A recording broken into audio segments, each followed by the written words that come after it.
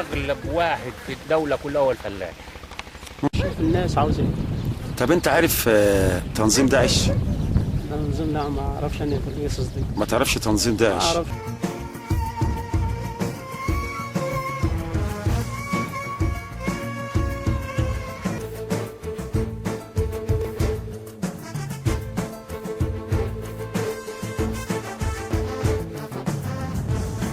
شلون من العيش؟ والحمد لله الحمد لله انا عايش ومبسوط وراضي بعيشتي كده والحمد لله. عندما ربنا ياخد ودعته خلاص على كده الحمد لله.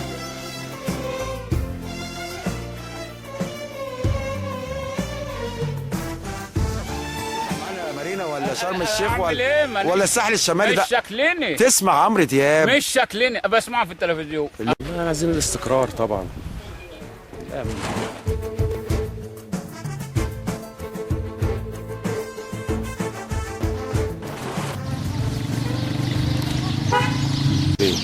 السنة الجديدة أنا مش في السياسة. مش قصة سياسة، قصة إن إحنا في مصر. بتحلم في إيه؟ أو تحلم بإيه؟ أنا والله واحد تعال. مش عايز أي حاجة؟ لا خالص؟ لا خالص. ليه؟ إيه؟ وأنت بتحلم بإيه؟ أنا أحلم في اللي إحنا عايشينه وخلاص. مش عايز أي حاجة؟ ولا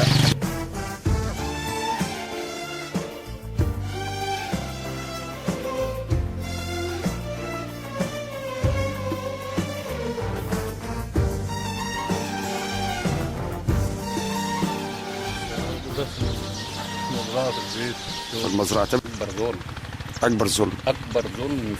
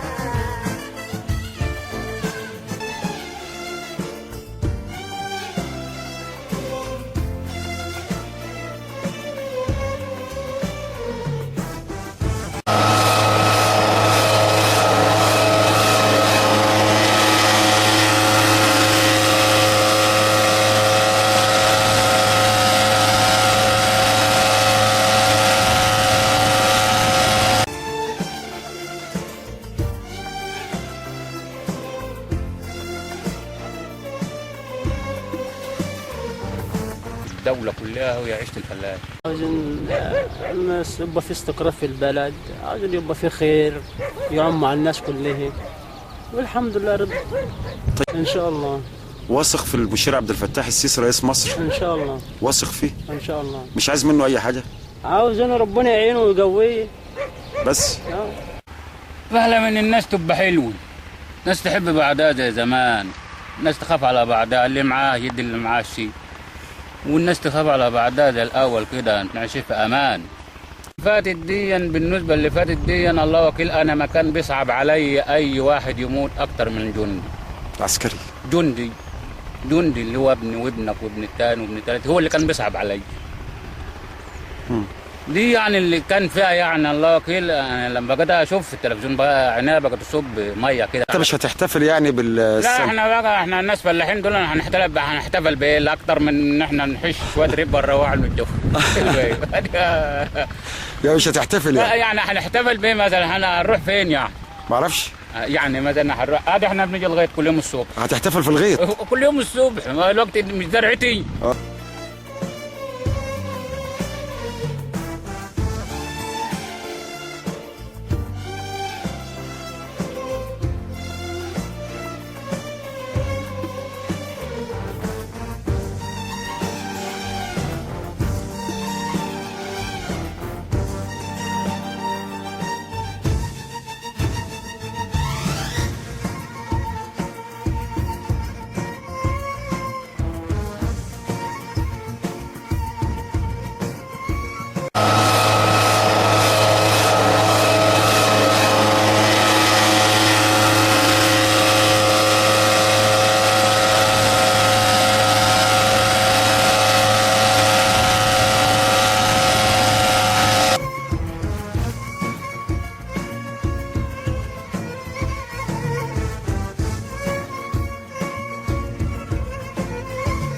لازم اجي لها.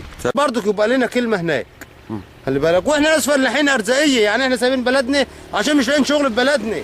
انا معايا دبلوم من 95 دبلوم زراعه، عاوزين الوضع يتحسن، واني واخد مقابله في معهد ديني، يعني عاوزين برضك اللي واخدين مع اخو ابقى راجل موظف محترم في البلد، والراتب اللي هيجي هيكفيني. لو 1000 جنيه هيكفي، هعيش منه احسن ما اروح اتغرب بره واروح اتبهدل ومبقاش ليا كرامه اقعد وسط عيالي. ان شاء الله السنه الجديده هيبقى فيه امل خير ان شاء الله، والامور واضحه، والسيد الرئيس ان شاء الله مش هيسيبنا. واثق في المشير عبد الفتاح السيسي ان شاء الله هيبقى بلد. لك امل يا عم الحاج. أيوة. ربنا ييسر. امل في وجه ربنا يا عم الحاج. لازم نتفائل بالخير. طب انت ما جاوبتنيش.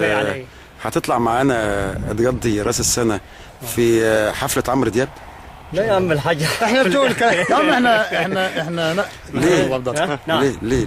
ليه يا عم؟ الراجل هنا مثلا راجل فلاح ولا ولاده ما احنا نجيب لك التذكره. ليه يا عم؟ لا جيبوا نديك- تذكره تغرب نفسك وهاتوا فلوس واحنا اكرموا. انتوا هتدوا له 1000 جنيه، ادوا له 100 جنيه وهو مش عاوز يروح. هو ال 100 جنيه بالنسبه له احسن من مروح، هو هيبقى بس 1000 في جنيه. تذكره ب 1000 جنيه يا عم الحاج. نعم.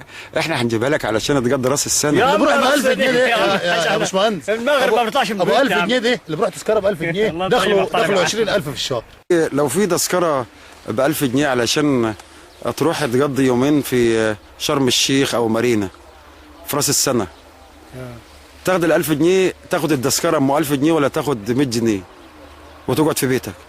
لا اقعد في البيت. يعني ما تروحش؟ لا ما اروحش خالص. ليه؟ تاخد ال 500 جنيه تروح تحتفل ولا تاخد ال 500 جنيه تصرفهم ولا تعمل بهم ايه؟ اصرفهم على نفسي وعيالي. انا ما تروحش انا تحتفل. هروح فندق بعطر لي 500 600 جنيه ولا 1000 جنيه، ما هو هيكفينا 1000 جنيه. مش مكفينا 1000 جنيه. يعني لما اروح هتلاقي جماعه بترقصوا ولا جماعه بيطبلوا ولا هرقص معاهم، ايه اللي هيستفادوا؟ مش هتستفاد. هستفاد بايه؟ احتفال يعني تغيير جو. تغيير جو، ان انا راجل فلاح عشت في الغيط، عاوز اكتر من كده احتفال؟ بدري شويه تطلع بدري شويه، ما فيش ده أكتر عصر من السرعه بالنسبه كده. لك. عصر السرعه، انما يعني عصر السرعه مع ناس تانية. التجار، رجال اعمال دول يعني اللي بيبقى معاهم عصر السرعه. بس انت حاسس عم محمد، مش عم محمد، اسماعيل، عم اسماعيل، حاسس ان الفلاح المصري واخد حقه؟ لا. ليه مش واخد حقه؟ ليه مش واخد حقه؟ ربنا يعلم بالفلاح. طب احنا عايزين للفلاح وانت مطلوب للفلاح. فلاح؟ فلاح واقف في حال الفلاح. ليه واقف في حاله؟ كل حاجته ببلاش. ازاي يعني؟ ازاي؟ الفلاح يعتبر بيطلع من جيبه. ليه؟ طب انت يعني تتوقع ايه في السنه الجديده؟ ربنا يستر جميل. الفلاح اغلب واحد في الدوله كلها هو الفلاح. اكبر ظلم، اكبر ظلم في الدوله كلها هو عيشه الفلاح. اروح شرم الشيخ ان انا بعطر ال 1000 جنيه واجي كما يا مولانا ما خلقتني. ما انت قدامك حل من الاثنين، تاخد ال 1000 جنيه وتطلع معانا، ما تروحش. اروح ابعتر 1000 جنيه وارجع كما كنت يعني يا مولاك. ايوه، ما ما خلقتني. هتعيش يومين حلوين اهو. ما انا عايش، وانا من العايش والحمد لله، الحمد لله اللي انا عايش ومبسوط وراضي بعيشتي كده والحمد لله. عندنا ربنا ياخد ودعته خلاص على كده الحمد لله. يعني مش هتطلع معانا مارينا ولا شرم الشيخ أعمل إيه؟ ولا الساحل الشمالي ده؟ مش شكلني تسمع عمرو دياب؟ مش شكلني بسمعه في التلفزيون. لا. عمرو ده هيقول اكتر من اللي ما انت لا هتقعد هتلبس البس ايه؟ البس كرافته. الله يخليك يا باشمهندس. كل سنه وانت طيب يا عم الحاج، كل سنه وانت طيب وسنه سعيده عليك يا رب. كل سنه وانت طيب. بالنسبة للفلاح لا، مش واخد حقه في البلد. ليه؟ المفروض أنا كفلاح توفروا لك موية التجاوب مش مشكلة. ليه التجاوز بنجر؟ لا يعني بالنسبة لأي زراعة، بنجر غير بنجر، كيماوي، رش، الحاجات اللي زي دي الفلاح بيجيبها يعني بصعوبة.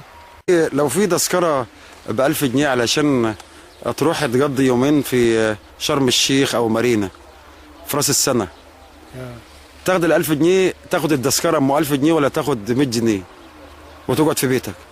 لا أقعد في بيتي. يعني ما تروحش؟ لا ما اروحش خالص. ليه؟ دي المشاكل. الأستاذ عبد الفتاح السيسي يعني لسه ما شفناش منه حاجة. لسه ما شفناش منه حاجة. شوية الرز زي ما انت بتقول بقى 2000 وما حصلوش هنا. ما حصلوش 1000